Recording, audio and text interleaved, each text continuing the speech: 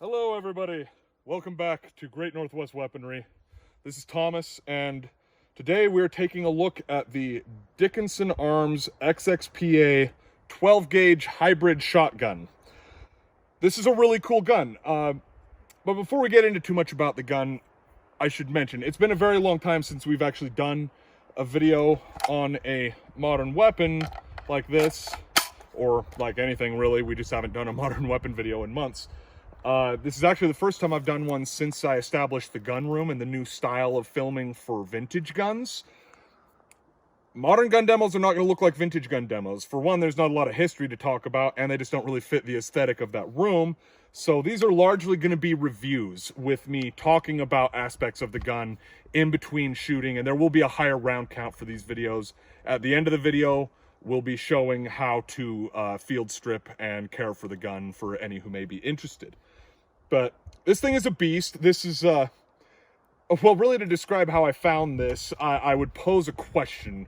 Have you ever walked into a gun store with something in mind that you wanted to buy and just looked around and saw something and just went, what the heck is that? Because that was me with this. I walked into Kurt's Discount Shooter Supply in Gladstone, Oregon, and I was planning on getting my first AR-15, of which I still haven't got, largely because of this. Because I saw this and went, what the heck is that? It looks like it came right off the Terminator. That looks like something Arnold Schwarzenegger should be carrying. And, you know, the guy explained it to me. These are a Turkish design. It's a fairly new design. Ermox is actually who originally makes them. But because of importation laws and so forth, Ermox isn't who directly imports them into the U.S. They're brought in through Dickinson Arms, which is what you will see marked on all of these that are in the U.S. I've seen people on forums talking about how you should avoid these Turkish shotguns. I don't really buy into that. If you want it and it works well, then get it. This thing works pretty darn good. There is a consistent flaw with box magazine fed shotguns, and that is a jamming problem. And that is where the hybrid functions of this come into play that we're going to look at here in a moment. So that whole first 5 I did semi-automatic. I'm just going to toss that out of my way. See these buttons on the side here? If you click, well, there we go. This works better shown if the bolt is closed. So there's a button on either side of this here pump. You click them both in and slide it back into the second position. So that's semi-automatic, that's pump. So in this position, now your pump action, it is a spring-assisted pump. And I've found with this one, it doesn't like 2.5 inch or 2 3/4 inch loads for semi-automatic fire. It don't like them at all. But we're going to go ahead and use them for demonstrating the pump function. So here's 5-round mag loaded with 2 3/4 inch shells, ready to start firing.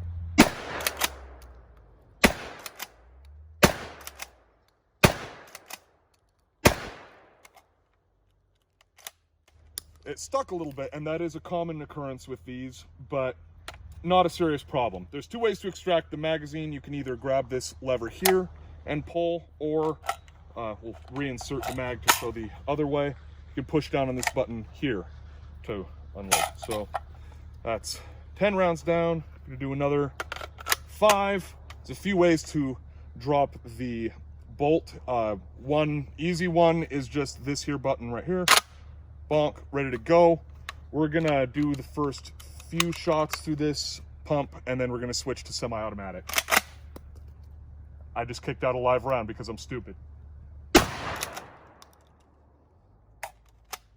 Had a minor jam. Try this last couple semi. All right. I'm gonna go ahead and reload and set up some more targets and get back to you. So we'd mentioned there's a few different ways to cycle the bolt on an empty after you reload. So we'd already finished off the last mag at the end of the last little bit there, set up some more clays. Bolt is open, so insert your new mag. We already looked at the quick drop on the left side. You can also pull back on the charging handle and just let it slide forward. You can do that if it's either on semi or pump. If it is on pump, your pump would be in the back position. You just grab the pump, pull it the rest of the way back, and then ride it forward. Both of those work. So we're going to go ahead and take 5 more. We're using 3-inch shells on this for this mag.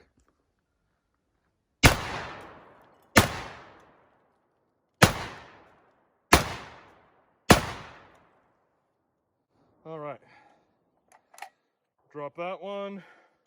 And now we've just got 2.5-inch shells. So we're actually going to start this one pump.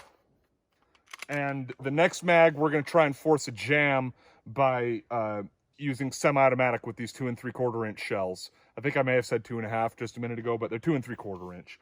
Another thing before we do pump this, should mention, these all come with a breacher. So the idea of a breacher is you can press it right up to an object and fire without harming the barrel, because the breacher piece puts about that much distance between the barrel and the object that you're actually shooting. Hence the name breacher. It would often be used for like putting it against a door jamb and blasting out the hinges of a door to like breach and clear scenario. So I'm gonna go pump.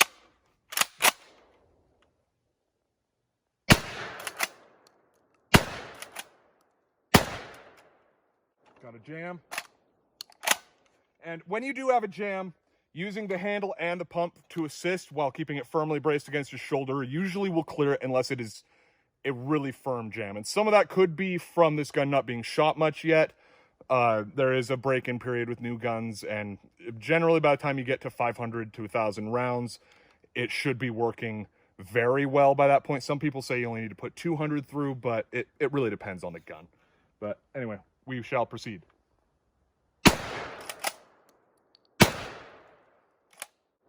All right, that one is empty. And now we've just got 5 more. So we're gonna put this on the semi-automatic function. Load our last 5. Oh, we're still on pump.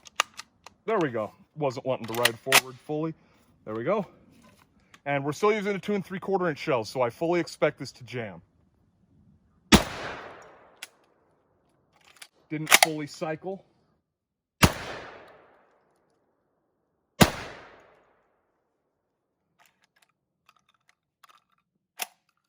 That seems to be the most consistent problem with this. When using the shorter shells is either a failure to fully eject or a failure to fully catch the next round. But with 3-inch shells, I haven't really had that problem.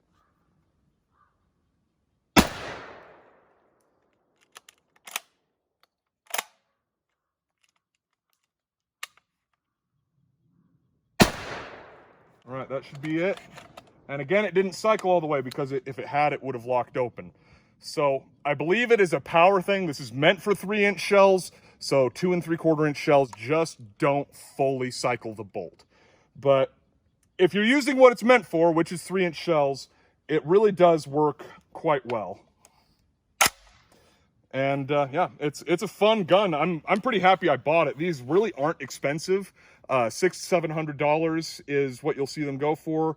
They come equipped with Picatinny rails, so if you want attachments or if you want to remove the iron sight carry handle setup, you can put on a red dot or really whatever you want without having, you know, this front piece stuck in your view the whole time. All you have to do is pull out that screw and it comes off, and same with this back piece. And your sights are adjustable. We'll look closer at that when we go to disassemble, but there's little dials to adjust the front and rear. And yeah, you're just a peep sight that can be adjusted to a open sight. Again, we'll look a little closer at that when we go to look at disassembly here in just a moment. And that's all the more ammo that we brought with us out here. So that's actually what we're going to do. Thank you if you've stuck around to this point, and if you want to see how to disassemble this gun, that is what's coming next. Tearing this gun down is a monumental pain in the rear end. It does come with a manual that does have instructions on how to take the gun down, but I'm going to try and go over this as quickly as I can. There may be parts where I either fast forward or cut little bits after telling you what you're supposed to do. So, first and foremost, let's make sure the gun's empty, nothing in the barrel. empty magazine. These do come with 3 magazines and a hard case. We had mentioned a couple things real quick that we're going to take a look at. Here's your adjustments, your dials for adjusting the front and rear sights. And on the rear sight, you can see you can actually switch between a peep sight and an open sight. So that's a nice little feature. But anyway, to disassembly, you're going to need 2 tools. You're going to want a flathead for the takedown lever here and something to punch out a couple of parts. I'm just using a little square tip bit, and this should do the trick just fine. Now, close the gun back up. First and foremost, just unthread this guy here, your little breacher. The actual breacher piece can actually come off as well, but this right here piece is actually what is holding this all together, this whole front end. So set that aside. Can take off this piece here. It just slides over. It's held in by this this barrel cover. So set that stuff aside. Now, this part's annoying. You're gonna want to have the gun set to pump it back, lock it, and you can use this right here when you've got it pumped back. Now, this is your gas lock. The gun does come with an extra gas lock. You want to rotate it, so it should be in this position for the gun to function properly. But you're going to need to rotate that to the opposite position. Now take your little punching object, and you can see on this side, there's a hole here. Just push. And now this should be able to be grabbed and pulled the rest of the way out. Set that aside with our other objects. Now you need to have the pump in fully the forward position. This can be annoying. There we go. Now depress on these 2 when you've got the pump in the full forward position. Press on those and you can slide it the rest of the way off. Set that aside now. Now you're going to want to unthread this right here. There is an O-ring in here, and you want to be careful that you don't lose that. And this threads counterclockwise.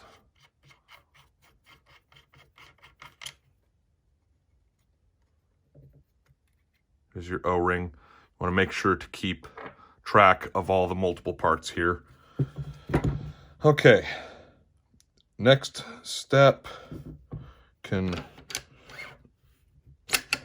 take the barrel out now. So pull the charging handle about half back, and then you can just grab the barrel assembly and just pull it straight off. After barrel removal, you're going to want to remove the action bar. So if you pull it slightly rearward, you can see it moves in this track in here. There's a little hole or like a indent cut into it. You want to line it up with that, and then you can pull it straight out. You may need to actually use the front end a bit there. So as you can see, this slides within, and that's what's holding that in. So now we're done with that part. Next, screwdriver. So your takedown switch here, you're going to want to hold this open a bit and rotate counterclockwise to the takedown position. This should lower your, there's a ramp to keep, to guide the bullets out. And you need to make sure that that's rotated out of the way. In the case of mine was mangled a little bit, so I had to do some work on it, hence the already very greasy hands. After you get that rotated out of your way, you can take out the whole forearm and bolt carrier assembly and your recoil spring. And that is about it. There are other you can get into the trigger and other things, but this is for the cleaning of the gun, of which I'm going to need to definitely going to need to do. you know, there's a lot of stuff here to keep track of. So definitely don't lose your manual unless you just know how to do this. To put this back on, you see this piece lines up inside here, and this hook should be right about there. So like so, you can slide it back on and just make sure that everything's lined up, and it should just go right in, hold it in place, and lock this guy back up. Let's see if it actually did. Didn't rotate all the way. There we go. All right. Reinsert your charging handle.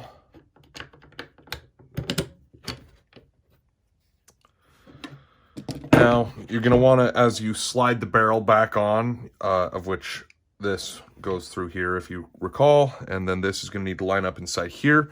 As you're doing this, you're going to want to pull the bolt back, which can be a little bit of a pain. There.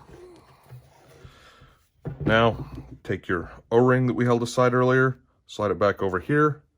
This piece here threads back on. Threading it the wrong way because I'm stupid.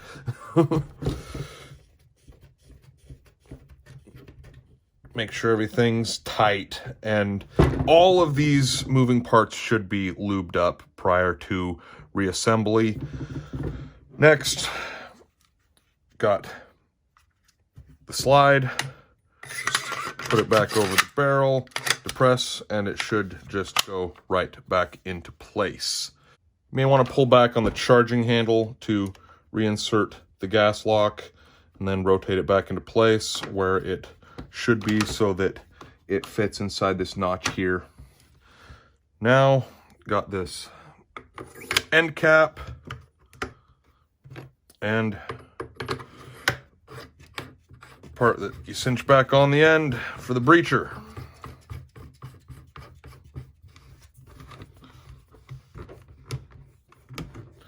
And that's all she wrote. That is how you disassemble and reassemble the Dickinson Ermox XXPA 12. I hope you all have enjoyed this video. I hope this has been informative for you. This is a very fun gun.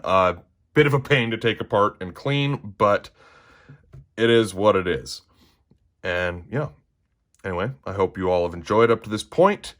This is actually going to be our last video of 2020, so we will see you again in 2021 with a channel update followed by a slew of new videos. Catch you next time.